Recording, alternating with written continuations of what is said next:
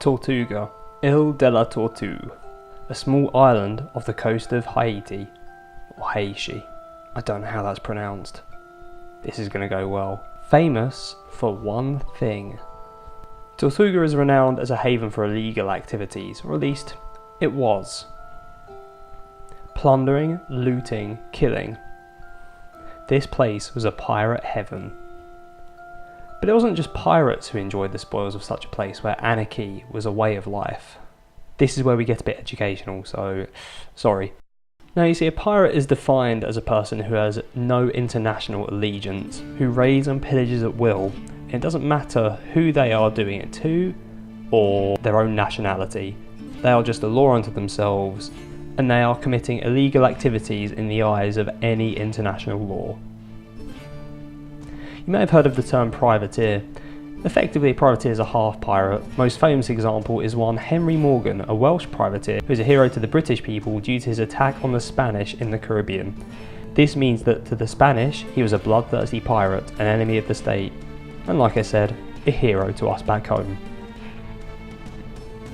A buccaneer is probably the final term you've heard of, but it's actually oddly specific and derives from the name of a wooden platform, a boucan or boucan, to do my horrible French accent, that Frenchmen used to smoke their meats on prior to becoming pirates or privateers following their expulsion from Hispaniola by the Spanish. Of course, Hispaniola now is Haiti, or Haiti. It's only been a few minutes, I haven't checked, sorry.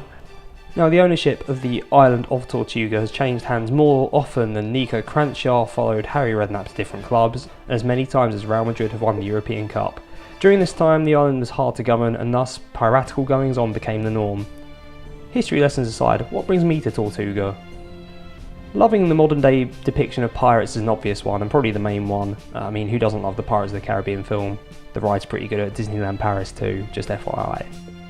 I also love Football Manager, and I love a challenge on Football Manager. From my research, I couldn't find that Tortuga has a football team, so we're going to set one up in nearby Port-de-Paix, or Port-de-Paix, just to be French and offensive even more, so yeah, I'm doing really well. We have of course had to add a variety of Caribbean leagues to the game in order for this to kick off, so I'd like to thank Klassen probably, for his hard work on this. He's got a variety of mega packs that are always available on all the Football Manager games.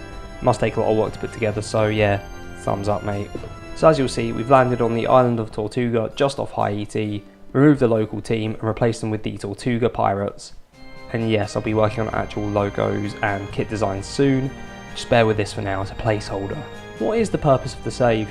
Well, I want to play some swashbuckling football, create my own pirate crew from my youth team preferably, although I'll probably be scouring the Caribbean for other local talents, and take the remainder of the Caribbean by storm. After that, the world. Let's set sail and conquer. I was going to take a swig of this, but I normally have it in diet drinks because I can't handle my rum. So no players or staff to choose from. We set about the recruitment drive to see what scurvy dogs want to join our crew. Yarr. Terrible accents ensuing. We managed to fill out our staff allocations aside from a director of football, so we put an advert out for that, which hasn't been filled this very day. I've written down Yar again here, so Yar. Upon 3 players joining once the transfer window opened at the start of January, our pre-season prediction of 14th shot up to a mind-boggling 13th place in the pre-season odds. We followed that up by signing a lot of Haitian League rejects for free, and this clearly excited the fans of the club as we sold a total of 85 season tickets to add some much needed doubloons to our treasure chest. With 2,000 seats at the Pirate Bay Stadium to fill, it might be a little quiet for a few years. After a couple more weeks of panic signing everyone that would possibly talk terms at all, we had our first friendly of the season. As there was no assistant manager in place at the beginning, I took it upon myself to arrange them, hence I have no idea who these teams are and if they're any good. So we go for a classic 4-4-2 in our first friendly against St. Louis. I'm just not being able to do this very well, am I? I believe they're in our league though, although I did record this a while ago, so possibly have no real idea. In our first highlight of the game, 40 seconds in, you can see players incredibly slow, but we are trying to build from deep. We hit it wide to the right, our right winger cuts in, we put a shot just over the bar. Not quite what I had in mind. This is more like it though, or at least it was trying to be more like it. Long balls up from the back, forcing mistakes, which we managed to do. We go one-on-one but put it just wide. finishing needs to improve. The throwing gives us our next highlight, cutting in from the left, putting it into the middle where we switch play across, and a raking shot goes just wide of that far post yet again.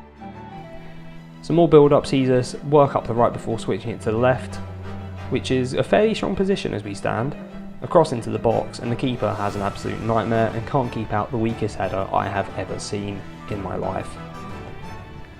60 minutes in, we build from deep, a couple of our centre mids getting on the ball, as well as a striker who is dropping down a bit to help out with the centre midfield.